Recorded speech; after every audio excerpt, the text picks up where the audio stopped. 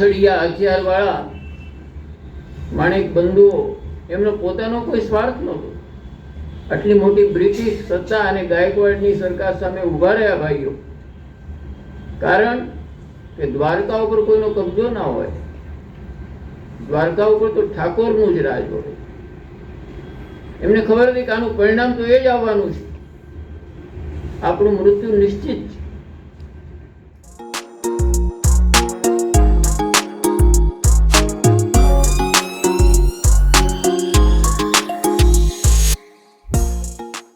એની પહેલા બારિયા રાજ્ય આપણે ઉત્તર ગુજરાતનું, ત્યાં પણ એના રાજકુમારોને ભણાવવા જતા, એટલે એમના પિતાની નોકરી પ્રમાણમાં ઘણી સારી હતી.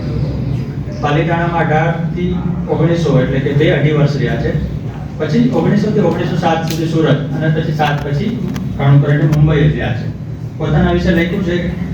હવે એમ થાય કે ધનસુખલાલ મહેતા એટલે આપણે કઈ જ્ઞાતિ ગણીએ, તો એમણે એ પણ સ્પષ્ટતા કરી છે કે મૂળ સુરત, અમારું મૂળ સુરત જ, વઢવાણ રહેતા હતા પણ વતન તો સુરત જ હતું. સુરતથી વઢવાણ, જેમ કે એના પિતા નોકરી માટે શહેરો બદલતા રહેતા હતા.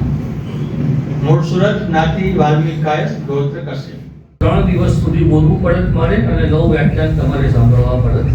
એવડો મોટો આ મેજર લેખક, જેણે ગુજરાતી ભાષાની ટૂંકી વાર્તાના આરંભ કાળે નોંધનીય વાર્તાઓ આપી, જેણે ગુજરાતી ભાષામાં અનેક રૂપાંતરણો અને અનુવાદો આપ્યા, જેણે ગુજરાતી અવેતન રંગભૂમિ માટે મૌલિક અને અનુદિત એવા સંખ્યાબંધ નાટકો આપ્યા, જેણે જીવનકથા, નવલકથા, વિવેચન, સંપાદન જેવા એકાધિક સ્વરૂપોમાં મુખ્ય ધારાના સર્જક તરીકે કામ કર્યું, એવા હાસ્યલેખક ધનસુખલાલ મહેતા.